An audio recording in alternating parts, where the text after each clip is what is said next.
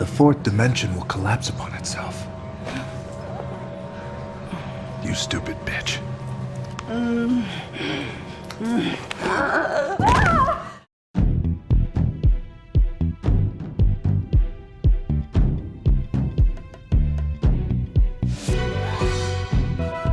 Hello and welcome to our Nogger You Spooktacular, a Brucey bonus film review as thanks for supporting us. This is your host, your boy, Jay Hunter, joined once again by the impenetrable V1. What's the story? Man, back in the saddle again, very happy to be doing more Nogger You reviews. Yes, these are doozies. Can you request one? If you were a top tier Nogger You supporter, I wouldn't recommend it. It's a lot of money. But those who have get to choose a movie to subject us to, and today's choice is by our mega bra, Jason Berg. Jason Berg, you see? Jason! You cunt. And what has he got for us today, Stephen? He has a whopper of a movie, Jay. Southland Tales, starring none other than The Rock. Let's do it. Grammar, that is.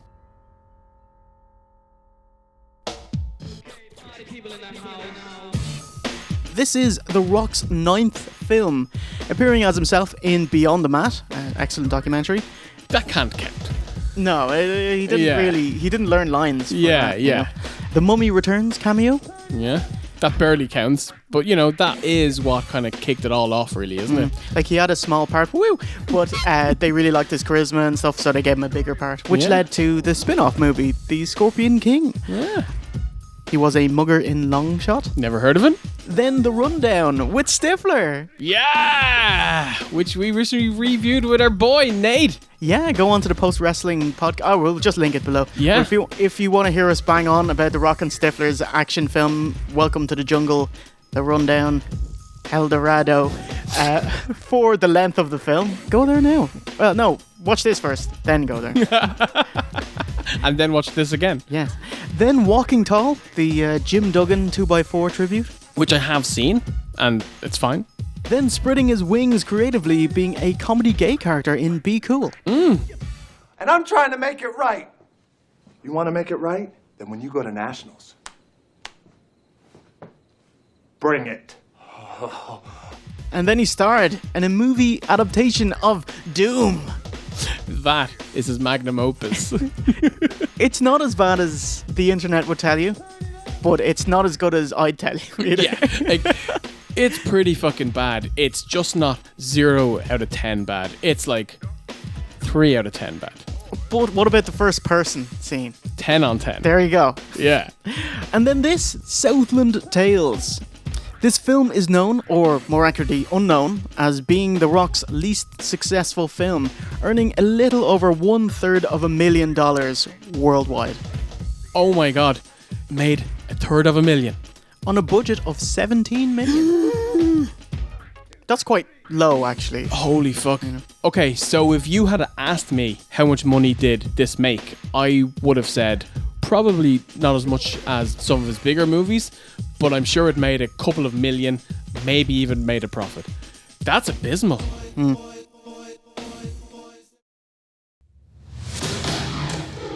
It's incredible that this film did so badly, considering the names involved. Okay, The Rock, Yeah, megastar. Buffy, Was a megastar. Ha. Stifler, Was a megastar. Justin Timberlake, Is a megastar. Leslie Knope from Parks and Rec. She's always saying, Ann Perkins. No clue who Ann Perkins is. I love Amy Poehler. Oh, that's the blonde Yeah. chick from Saturday Night Yeah, Live. yeah, Okay, yeah, very good. yeah. I know her. Queenie from Blackadder. Mm-hmm. And Miranda Richardson. Raiden from Mortal Kombat. Me. $17 million. $17 million.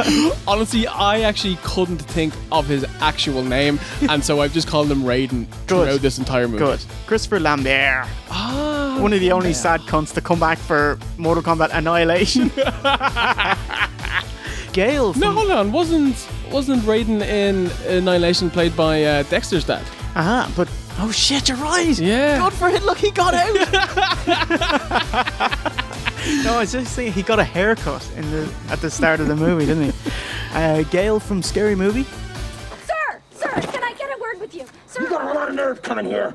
I'm just trying to do my job. Get the camera off. No, me, Kenny, Nessa. keep rolling. Viz from The Princess Bride. Yeah. That cretinous bloke. Zelda Rubinstein from the Poltergeist movies. Yeah, come into the light, Caroline. Yeah. Very good. Stephen. Kevin Smith. Where? He plays, well, look on screen. This guy. Ooh. Yeah. Oh, even Eli Roth is there and he takes a bump dying on the toilet. Nice. Yeah. Oh, that's him, is Yeah. it? Aha. It's a very suspicious shot. You know, like, who's this bloke? You're Yeah. obviously someone. Just so many names. This is director Richard Kelly's entire freaking Rolodex. Yes. You know? His pitch to the actors was that he felt they were all pigeonholed in particular roles and offer them a more interesting part. It's commendable, but it's a terrible basis for making a movie. You should pick someone because they're good at playing that part, not because you're sick of seeing them in that part. So how was the film? Is it deserving of The Rock's biggest Razzie to date? Let's find out.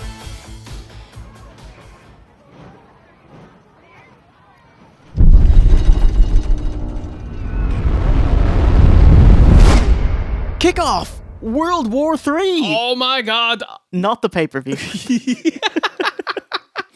We get a too expensive to shoot exposition dump with dodgy CGI graphics and some simple watercolor sketches. The first of many CG rendered sequences. Some of the special effects in this movie don't look better than The Rock in the Scorpion King role. The Mummy Returns. Yes, yeah, like it just looks shit and fake. Yeah.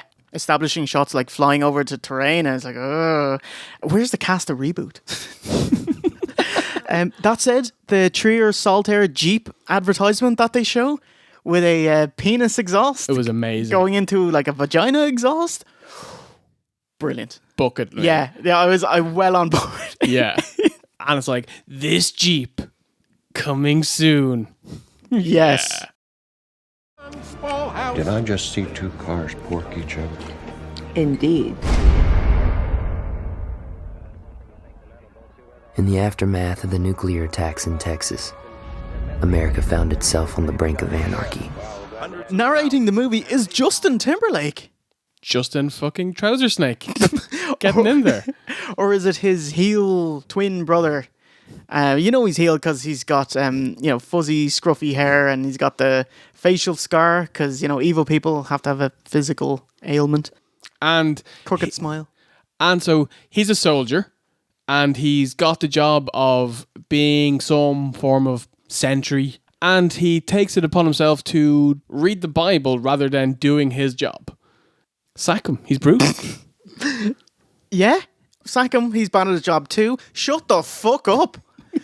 It's more like we're half an hour into the film and he's still doing the voiceover. Yeah. It's like, okay, there's a lot of exposition here, and if it's really that important, put it in the film. Yeah. Stop just telling us about it.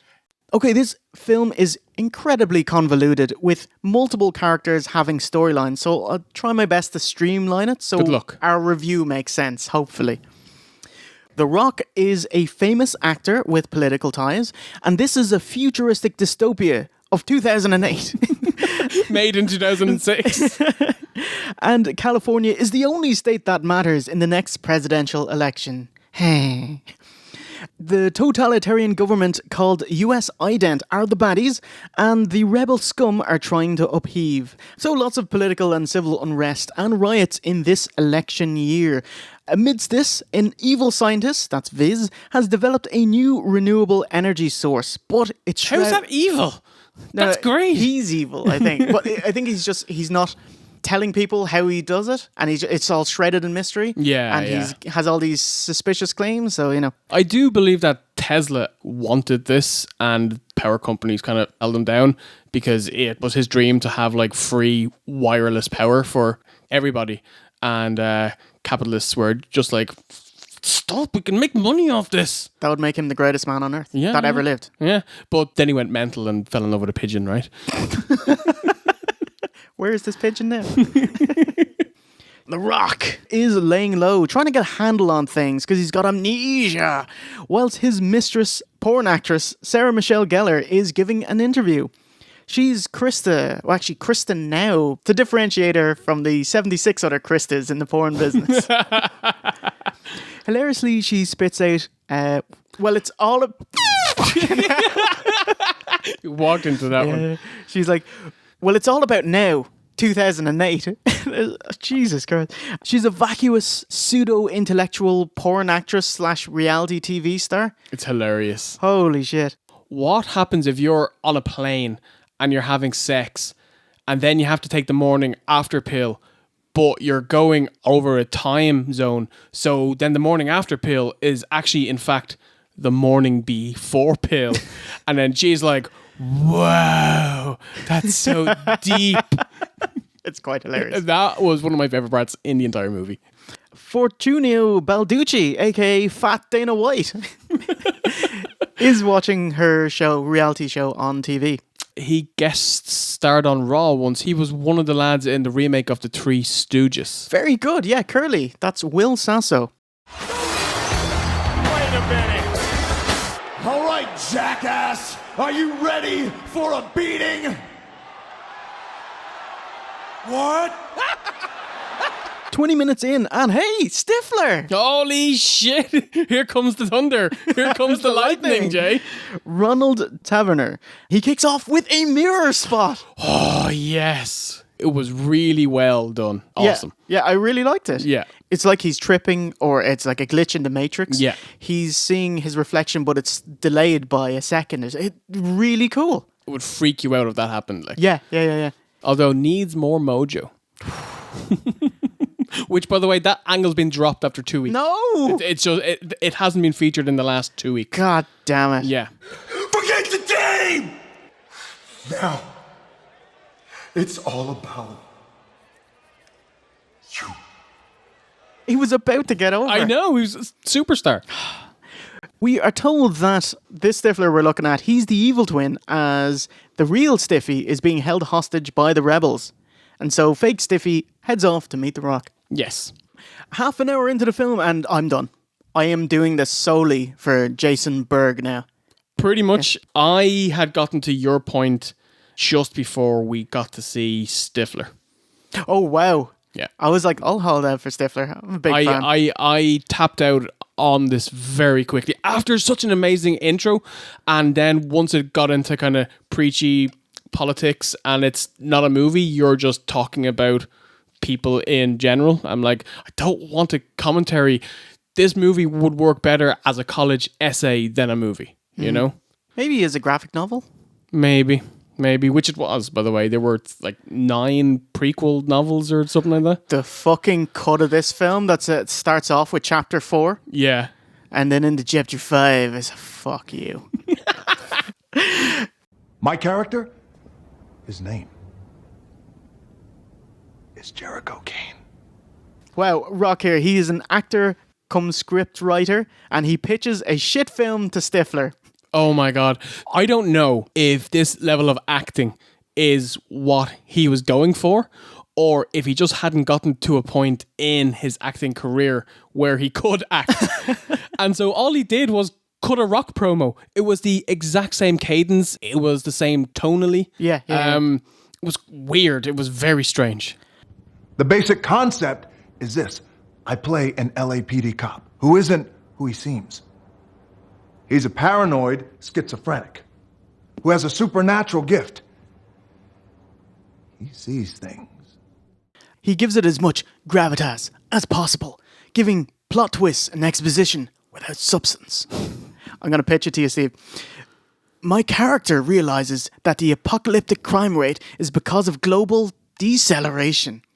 The rotation of the Earth is slowing down at a rate of 0.0000006 miles per hour each day, disrupting the chemical equilibrium in the human brain, causing very irrational criminal behavior. So in the end, I die in a very tragic downtown shootout while whispering my theory to Dr. Muriel Fox, the oceanography disaster specialist. Astrophysicist. The oceanography disaster specialist. Like, is this incredible meta for the film or complete lack of self-awareness, as the film piles on exposition and just throughout the entire film, and it makes the film so much worse. But The Rock is doing the exact same thing here. Yeah, absolutely. By the way, I do think that's a better plot than the plot of the actual movie that we're watching. But bang of sci-fi movie off of that. It needs more sharks. And possibly some tornadoes. Yes. Or Tommy Wiseau.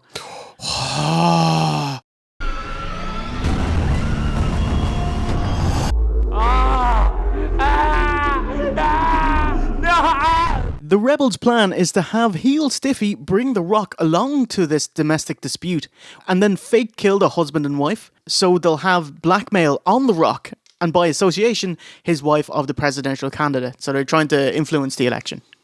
So the married couple is Leslie Knope from Parks and Rec and Gale from Ant-Man. Yeah. Fucking awesome. But I love that Gale, when we first see him, he's putting on whiteface.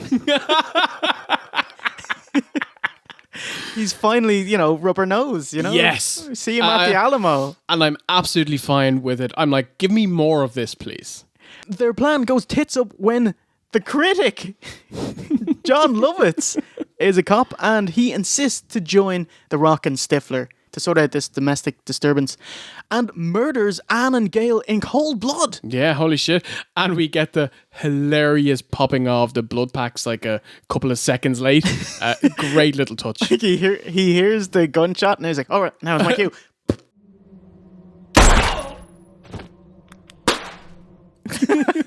Brilliant. It's like so weird, there are moments in this movie that I really like, but they're just jumbled in with an absolute fucking mess. This movie is a fever dream. Completely different tones, even in the same scene. Yeah. So it's very odd. So the critic, he's actually on the payroll of another rebel. He has one of the few funny lines of the movie where he says, when I get my money, and he's told to wait. And then he just goes up to her and goes, wanna fuck or watch a movie? It's great.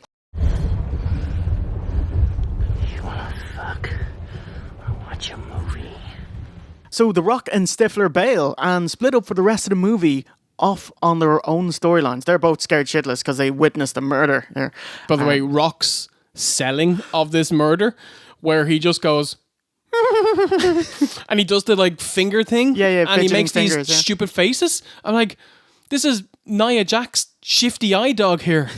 What's going on, Rock?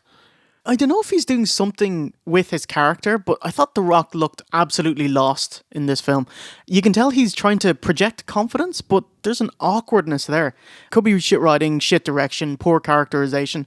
But this is a couple of years after The Rundown, and his book is a charisma in that film. Yeah. So it's not Rocky. I don't think it's his fault. No. But this was a terrible choice. Holy shit, Repo Man. With the fidgeting fingers? No, awful. And he did it throughout the entire movie. Yeah, maybe he did it, and then the director found it really funny, and it's like, right, that's you now. Oh, God. Thanks for the moments we had together. Thanks for the long romance. Bai Ling from Samurai Cop 2 Yeah. needs more cardboard earring. She spots The Rock and leads him to the Heel Scientist group. Oh, did you like the vampire biddies? One of them was like, this is the way the world ends. Not Vita Vimper, but Vita Bang. There's a couple of lines throughout the movie that they use over and over. That is one of them. And the other one is the pimps don't commit suicide. Holy shit. And I get the impression that they think it's really deep and really Yeah. meaningful, but it's kind of cringy and laughable. Yeah. It's like Sarah Michelle Gellar's character thought of that. Yeah. But they're trying to promote it as serious. Yeah. This is a big thing that they hammer home to not commit suicide. Like, Stifler holds a gun up to his temple. White gangsta guy does Yeah. it to his temple as well. The Rock is saying, oh, The Rock, you killed yourself. And it's like, I'd never kill myself. And then there's also the chick who says Yeah. to The Rock, I want to suck your dick. And if you don't let me, I'm going to shoot myself. So It's a running gimmick throughout the movie. I imagine maybe it's in there because The Rock is a mental health advocate, but holy shit, this is quite ham-fisted and dumb. How Yeah. they did- like they beat you over the head with it as well. So, oh my god, yeah, not great, not great. What was great, seeing Viz from The Princess Bride and and Zelda from Poltergeist, Oh my god. and she has The Rock screenplay, and The Rock is like, "Where'd you get that? Give me that here." And then the next scene, there's a scientist that said, "Oh yeah, I downloaded your screenplay from the internet. Your wife put it up on her main website, the celebrity wife." Yeah, the whole world has it, yeah. So this film, fucking hell. Like, if you're going to be up your own arse, you should sort that stuff out as well. Yeah.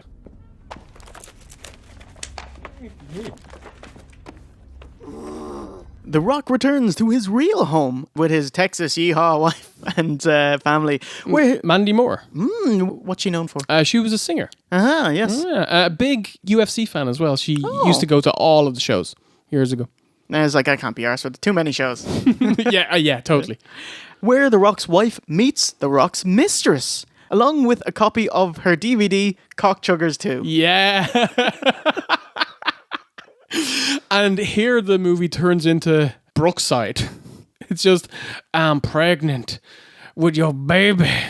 And I was like, it's not his baby. It's his baby. What's going on? One of the big laugh out loud moments of the film for me. The Rock stands up for Buffy, laying out all of her diverse revenue streams, like, oh, she has a drink and it's not bad, and she has an album out and she's working on clothing lines, and then he ends it with, can I see Cockchuggers? Clothing line, jewelry, perfume, and not to mention a energy drink, which I tried. And her drink tastes really, really good. Can I see the cock chuggers? No! Buffy actually has her own clunker of a line. So she's a heel. She's working with the rebels. She meets up with her mate, who's also a heel rebel, but they're not mates. But she says, "Oh, we're filming a webcast before a party. Can I score some drugs?" We're filming my reality webcast before the party. Guys, score some drugs. It's like, you'd better be an undercover DEA agent, Yeah. but she's not. I don't know. Is this Kelly just kind of giving out about both sides? So basically, he shows the right as horrible. They're everywhere. Everyone is being spied on, and the cops are being sent, and they're taking them down. But then he calls the left neo-Marxists, and they're like smoking drugs, and they're just as bad, and they're trying to take people down. So he's literally just having a go at the entire system, left and right, just saying it's bollocks. In a very poor way. Yes. Yeah. And then JT has a song, Justin Timberlake. He sings the Killer song. Yeah. I got soul, but I'm not a soldier. And I'll give him his due. He does it well, because, like, spoiler alert, he's good at this. This is his actual job. So yeah, but like, out of place, mate. What is this? It's like, it's been 80 minutes, just end it here. Like, Yeah. you're calling it chapter 4. You can save it for chapter 5. Oop-poo 5. Here at last! Ooh, heel matriarch. It's Queenie from Blackadder. Very happy to see her getting work. She goes, ugh, and grimaces a lot. Yeah. Lots of Rock with his hoodie up, which is very 2003 wallpaper photo shoots. Kind of like AJ Styles now. More musical numbers and sequences to artificially lengthen the film.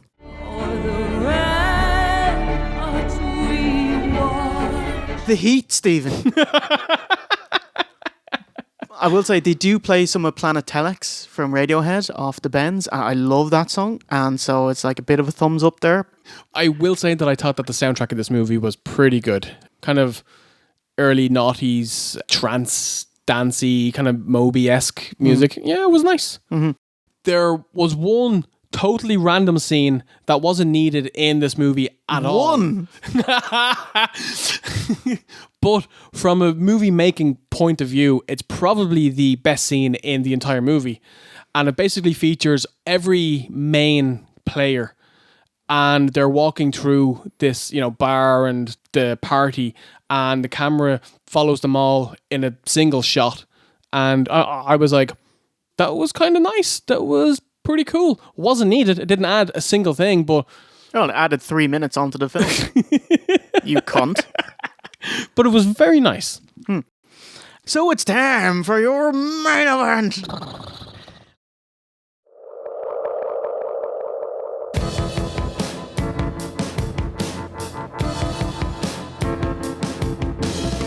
Aboard a Zeppelin, The Rock's in a tuxedo and asks for more exposition. So when Rock reached this point and he goes up and speaks to the architect vis-a-vis concordantly, I was like, okay, this is his moment. He's going to make sense of this movie, and maybe the previous 2 hours and 4 minutes will have been worth it because there will be a grand revelation and there will be a penny drop moment, and you go, oh my God. But no, it actually got worse here. It got more stupid. Are you fucking kidding me, mate? Holy shit. The Rock is actually himself from an hour ago. Same with Stifler, having crossed through a magic portal. So No, hold on. He was himself from an hour in the future. But he travelled back in the past. He was frozen in the future. He frozen in the past. Yes. Oh, yeah. So for an hour, there were 2 rocks, but when Rock 1 and Rock A touched, one of them died and burnt up and caused a rift in space-time. Time cop. Yes. If Stifler 1 and Stifler A do that, if they make a Paris handshake, who knows what'll happen? Oh, my God. There's a bit where the Rock, he's wondering, what's Stifler's real name? What is his name? And he doesn't say, it doesn't matter what his name is. Completely missed the beat there. Yeah. Oh. Okay, so this is Rock's big acting moment with Bai Ling, and it's supposed to be some kind of dangerous, sexy dance. So it's like, do they love each other? Are they gonna kill each other? Maybe commit a colony. Maybe colony. Anyway, what do they say, Steve? What happens if they shake hands? The fourth dimension will collapse upon itself. You stupid bitch. And then he dips her and kisses her. Yeah. Did Brian Gewirtz write this?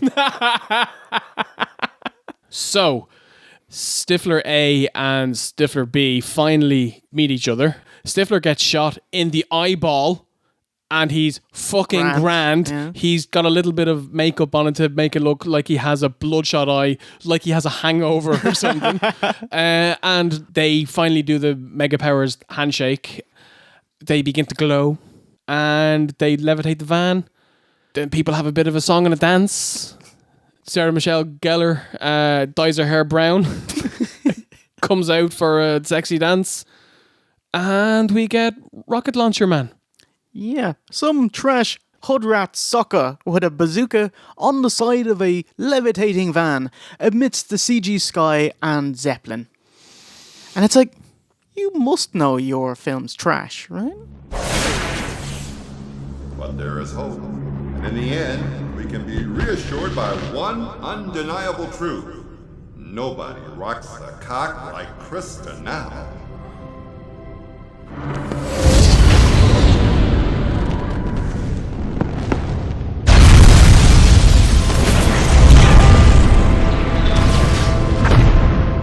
He blows up the Zeppelin, killing all of the main characters, and then With arms wide open. plunges to his own death. Stiffy Mega Powers handshakes himself, and they start glowing, and he forgives himself for his PTSD, the friendly fire, completing his kind of self-forgiveness arc that you didn't know he was on.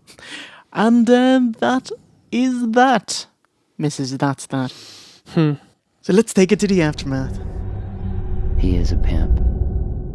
And pimps don't commit suicide.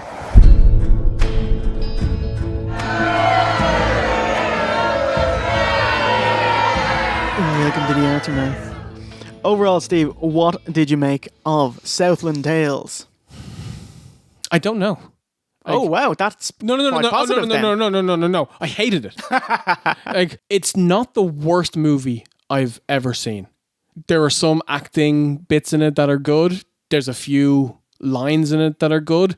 There's a few points that he's trying to make that I think are quite clever and smart, but they're hardly groundbreaking in a world 6 years on from 9/11. To kind of see the world turning into this is not that difficult. But he does it in such a ham-fisted, stupid way that this may be the movie that I hate the most in the entire world, even though it's not the worst movie I've ever seen. It was torture watching it. It was 2 hours and 24 minutes, and I was done after 12. I've never watched a movie that felt more like work than this movie. I would absolutely not recommend it to anyone, maybe except for OLC, because I know he'd fucking love it. It feels like one of those movies that may get a little bit better if you watch it multiple times, but there's no way I'd put myself through this 2 hours, 24 minutes ever again. Not a fucking hope. Hated it. The end. I'm thinking it's only if you put your own thoughts and ideas into the film, like inject them, and you're seeing things that aren't there, that you might like it. But otherwise, oh my God. Or if you're smart enough to get it.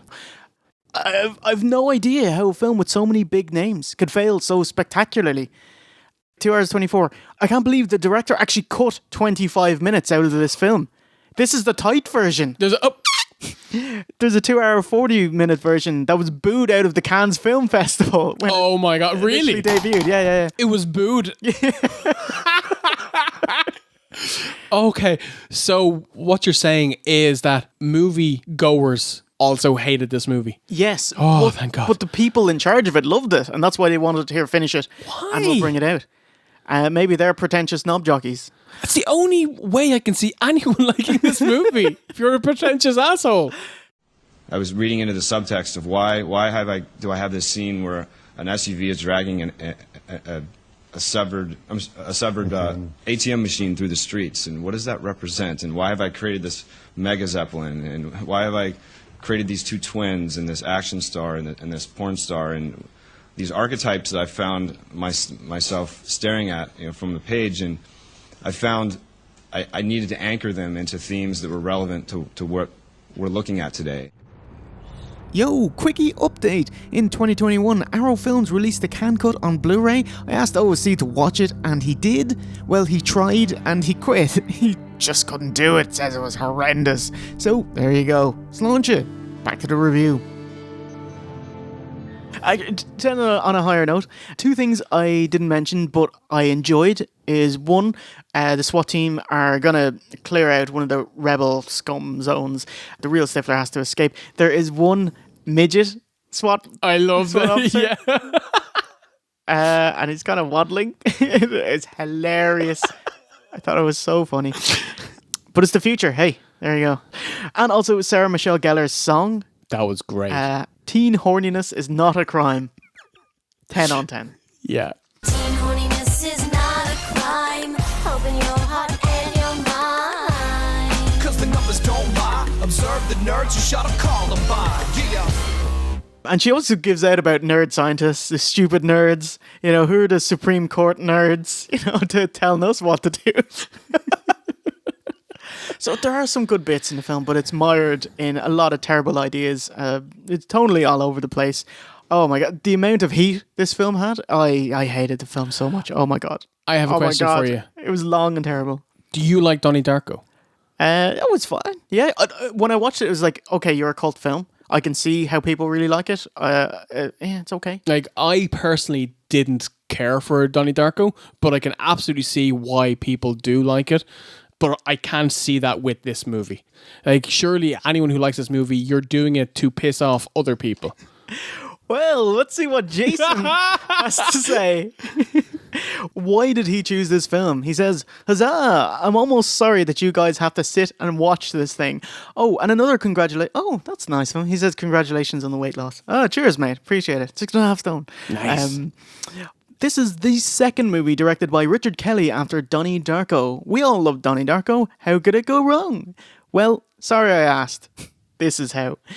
It's one of those movies that has something to say, and it ends up saying fuck all, except for the very obvious, very clumsily. The movie is littered with C-list actors. Hey, Stifler is a D-list. And comedians that are jarring to watching this. Watching this again to get fresher thoughts, there's a scene with Sean William Scott and The Rock, both super charismatic and fun actors, but they just seem so bored and tired. I picked this because I wanted the opinion of a couple of funny Irish fellows on circa 2006/7 American identity politics, framed in a flat and dull art piece. Also because you guys are both fucking funny. Oh, thanks. And I picked one of the worst movies I've seen because, well, bad things equal comedy. I hate your guts. Oh, we definitely gave out about this fucking movie anyway. Oh Holy my God. shit. I literally only watched that before I came out, and I was just like, I gave up a Thursday for this. You stole my life, a part of my life. Oh my god. Well, that does it for another Nugger You film review. Did you enjoy? Did you cleanse your soul with this review? Okay, so I hated the movie, but I loved giving out about it. Yes. Next time we'll be reviewing a barn burner. A hood burner. We will be reviewing some urban horror with Killjoy. Oh, fucking yeah. V1, how's Twitch, buddy? It's going fucking great. I'm having a great time playing the Division 2. Still working my way through the Yakuza series, which is incredible and very Japanese. Just playing a few other ditties too. Good times. Come watch me play twitch.tv/OSW review. And you can watch the rest of our Nugger You film reviews at nuggeryou.oswreview.com. Kablamo. So it's a goodbye from V1. Take a boo. And myself, Jay Hunter. And remember, a winner is you.